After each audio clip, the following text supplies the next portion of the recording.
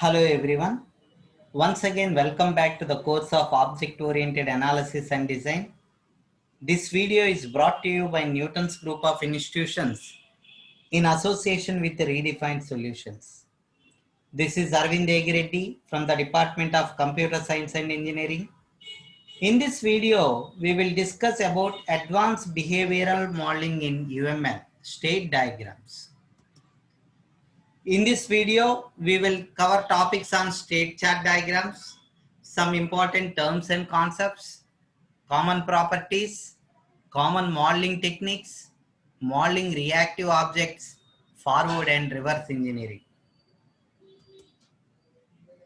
State diagrams are one of the 5 diagrams in the UML for modeling the dynamic aspects of the systems. Here, a state diagram shows a state machine. Both activity and state diagrams are useful in modeling the lifetime of an object. However, the activity diagram shows flow of control from activity to activity across the various objects, whereas a state diagram shows flow of control from state to state within a single object. We use state diagrams to model the dynamic aspects of the systems. For the most part, this involves modeling the behavior of the reactive objects. A reactive object is one whose behavior is best characterized by its response to events dispatched from outside its context. So here, a reactive object has a clear lifetime whose current behavior is affected by the past. And the state diagrams may be attached to classes, use cases, or entire systems in order to visualize, specify, construct, and document the dynamics of an individual object. So here, state diagrams are not only an important for modeling the dynamic aspects of the system, but also for constructing the executable system throughout forward and reverse engineering. So in the UML, we model the event ordered behavior of an object by using state diagrams. As you can see in this figure, a state diagram is simply a presentation of state machine which emphasizes the flow of control from state to state. Now coming to the terms and concepts, a state diagram shows a state machine which emphasizes the flow of control from one state to another state. So here, a state machine is a behavior that specifies the sequence of states an object goes through during its lifetime in response to events together with response to those events. So, a state is a condition or situation in the life of an object during which it satisfies some conditions, performs some activities, or waits for some events. Whereas an event is the specification of a significant occurrence that has a location in time and space. In the context of state machines, an event is an occurrence of stimulus that can trigger the state transmission. A translation is a relationship between the two states, indicating that an object in the first state will perform certain actions and enter the second state when a specified event occurs and the specified conditions are satisfied. An activity which specifies an ongoing execution within a state machine, and an action which specifies the primary executable computation that results in the change in state of the model or return of a value. And a reactive or event-driven object is one whose behavior is best characterized by its response to events dispatched from outside its context. So these are some of the terms and concepts what we are going to use. And graphically, a state diagram is nothing but it is a collection of nodes and arcs. Now coming to the common properties, A state diagram is just a special kind of diagram which shares the same common properties as do all other diagrams. That is, a name and a graphical contents that are a projection into a model which distinguish a state diagram from other kinds of diagrams in its content. So here, coming to the contents, here state diagrams commonly contain simple states and composite states, transitions, events and actions like all other diagrams. So here state diagrams may contain nodes and constraints. And some of the common uses is we use state diagrams to model the dynamic aspects of the system. So these dynamic aspects may involve the event ordered behavior of any kind of object in any view of the system's architecture, including classes, which include active classes, interfaces, components, and nodes. So when we use a state diagram to model some dynamic aspects of a system, we do so in the context of virtually any modeling event. So typically, however, we use the state diagrams in the context of the system as a whole, a subsystem or a class. We can also attach state diagrams to the use cases. So when we model the dynamic aspects of a system, a class or a use case, when we typically use state diagrams to model the reactive objects. So here a reactive or event driven object is one whose behavior is best characterized by the response to the events dispatched from the outside context. So here a reactive object is typically ideal unit. It receives an event. When it receives an event, its response usually depends on the previous events. So after the object responds to an event, it becomes idle again waiting for the next event. And for these kind of objects, we basically focus on the stable states of that objects or those objects. So here the events that trigger a transaction from the state to state and the actions that occur on each state changes. Now coming to some of the common modeling techniques, here modeling reactive objects. So here the most common purpose for which we will use state diagrams is to model the behavior of the reactive objects, especially instances of classes, use cases, and the system as a whole. So whereas the interactions model the behavior of the society of objects working together, and a state diagram models the behavior of the single object over its lifetime.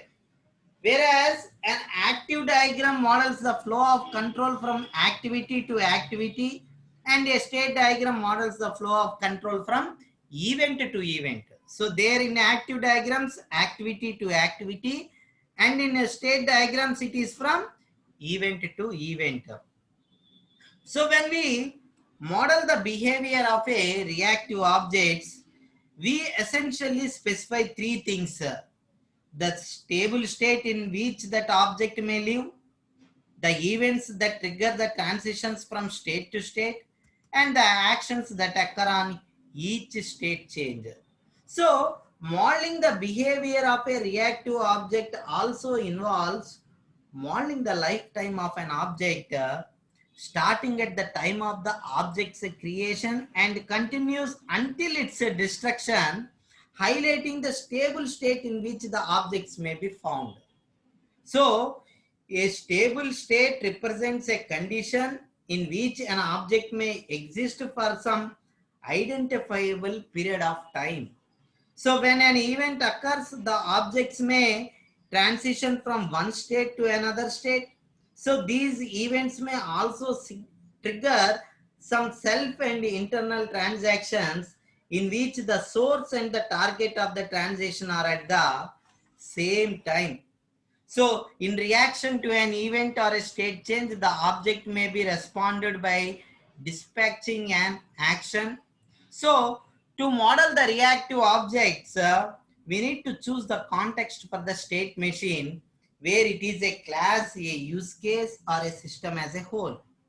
And we need to choose the initial and final states for the object to guide the rest of our model, possibly the state, the pre and post conditions of the initial and final states respectively. Then we need to decide on the stable states of the object by considering the conditions in which the object may exist for some indefinite period of time. Now, start with the high level states of the object and only then consider its possible substates. We need to decide on the meaningful partial ordering of a stable states over the lifetime of the object. We need to decide on the events that may trigger a transaction from state to state. Model these events as triggers to transitions that move from legal ordering of states to another. Attach actions to these transitions and or to these states in a more machine, machine, or we need to consider the ways to simplify our machine by using substates, branches, forks, joins, and history states. Then we need to check that all these states are reachable under some combination of events. Then we need to check that the state is a dead end from which the combination of events will transmission to the objects of our state. Then we need to trace through the state machines either manually or by using the tools to check against the expected sequence of events. For example, in this figure, it shows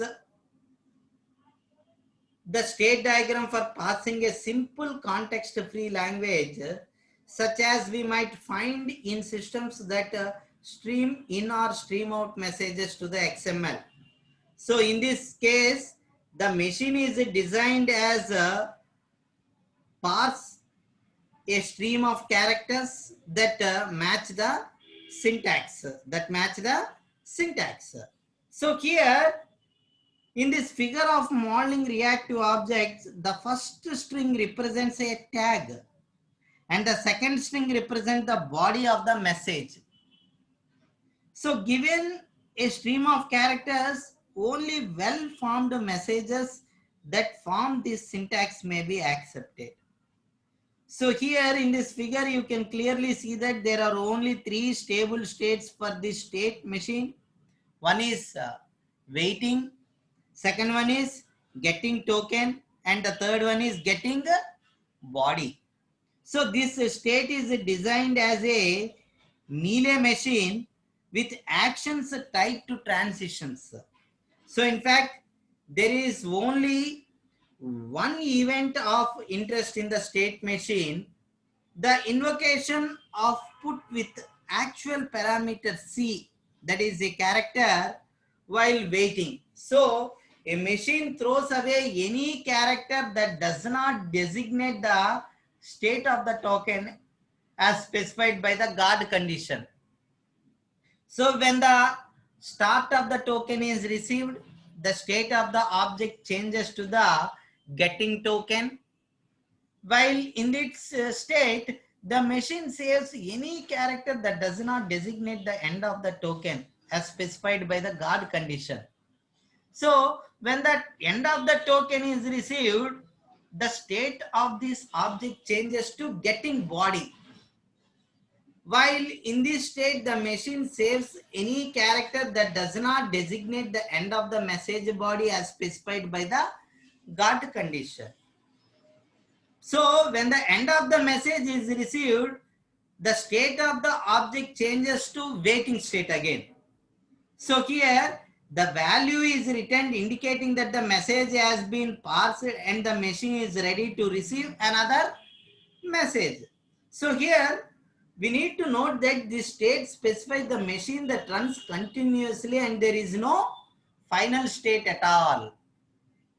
Coming to forward and reverse engineering. So forward engineering, the creation of the code for a model is possible for the state diagrams, especially in the context of the diagram, which is a class. For example, using the previous state diagram what we have designed, a forward engineering tool could generate the following Java code for class message passer. So here in this particular program we have class message passer, which is a public. You can see this program. So here this requires a little cleverness here, because the forward engineering tool must generate the necessary private attributes and final static constants. Whereas coming to the reverse engineering, the creation of the model for code is theoretically possible but practically not very useful. So the choice of what constitutes a meaningful state is in the eye of the designer. So reverse engineering tools have no capacity for abstraction and therefore cannot automatically produce any meaningful state diagrams. So more interesting is that the reverse engineering of a model from code is the animation of the model against the execution of a deployed system. For example, given in the previous diagram, a tool could animate the states in the diagram as they were reached in the running state. Similarly, firing of transitions should be animated, which shows the receipt of the events and the resulting dispatches of actions. So under the control of the debugger, we could control the speed of execution, setting breakpoints to stop the action of interesting states to examine the attribute values of the individual object. That's it for now. Thank you all. If you like this video, please subscribe to my channel and press the bell icon for the latest notifications. Thank you all.